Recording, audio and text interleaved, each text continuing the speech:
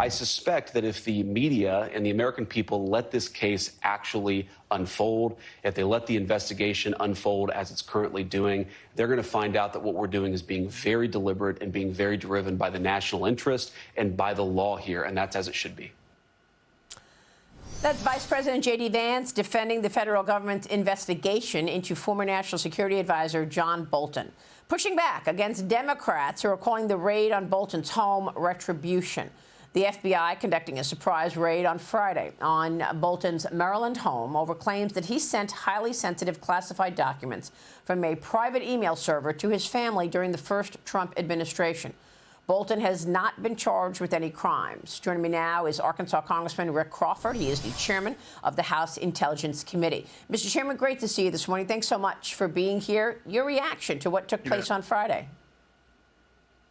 Yeah, I think the vice president summed it up pretty well. Look, I think if the FBI under Director Patel and the DOJ under AG Bondi feel like it's necessary to serve a warrant, probable cause indicates that they need to serve a warrant, then that's fairly standard. I don't think Democrats should be throwing a fit over this, particularly given the nature of the raid on Mar-a-Lago. This is relatively mild by comparison.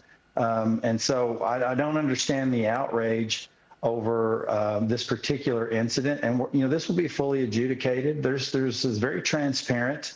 Everybody's aware of what's going on here. It's not like this is some sort of a secret plot to try to take somebody down.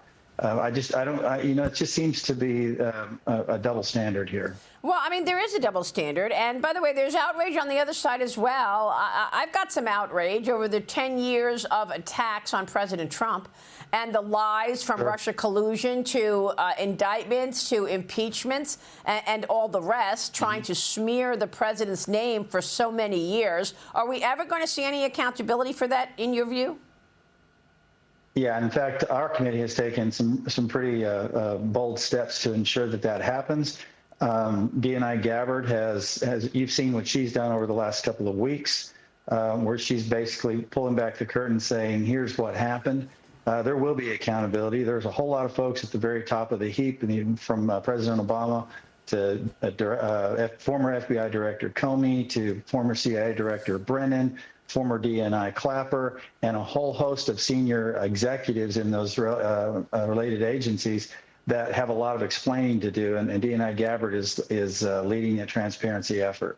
Well, I mean, look, you're the chairman of the Intelligence Committee, and there was a time that Adam Schiff was the chairman of the Intelligence Committee. And while he was the chairman of the Intelligence Committee, he went on all these TV shows, and he said that Trump colluded with Russia, and that there was Trump-Russia collusion in plain sight.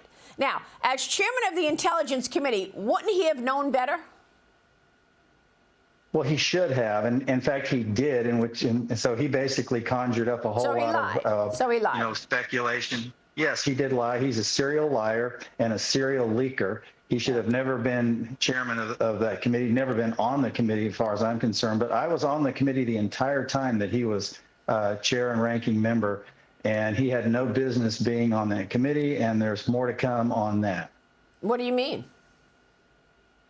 Well, I mean, look, the Durham report indicated a whole lot of information there that, that we knew of. But, look, we can't jump out there and say things that are classified. Right. In contrast, Chairman Schiff, ranking member Schiff, would leave proceedings in the Intel Committee from a SCIF, a Secure Compartment and Information Facility, and walk out to a media spray and immediately leak information in real time, and then walk back into the proceeding.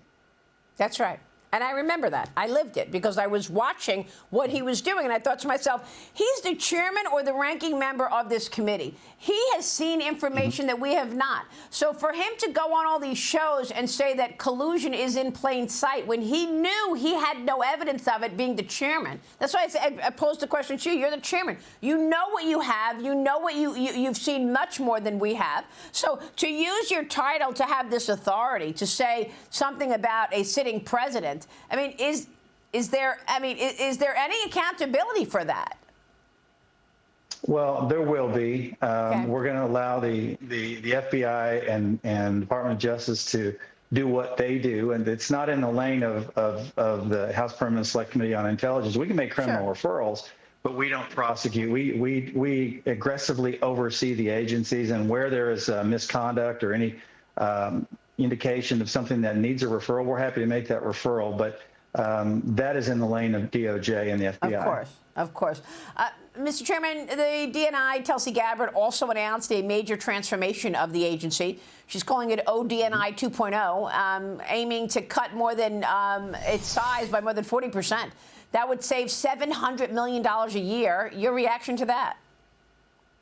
Well, I support that. In fact, we'll probably codify that in the upcoming Intelligence Authorization Act that we will be marking up next month. But I think she's on the right track. The ODNI has ballooned into a huge agency that really exceeds what it was stood up to do some 20 years ago. She's recognized that and wants to get back into the primary function it's supposed to serve, as opposed to, this great bureaucratic bloat that has taken place over the last 20 years.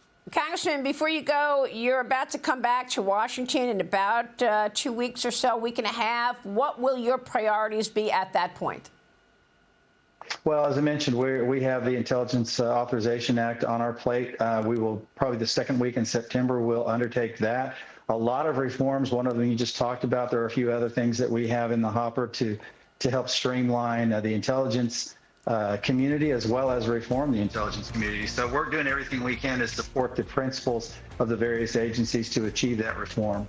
Congressman, it's great to see you this morning. We look forward to talking more. Yes, ma'am. Thank you. We'll be watching your work. Thank you, Mr. Chairman.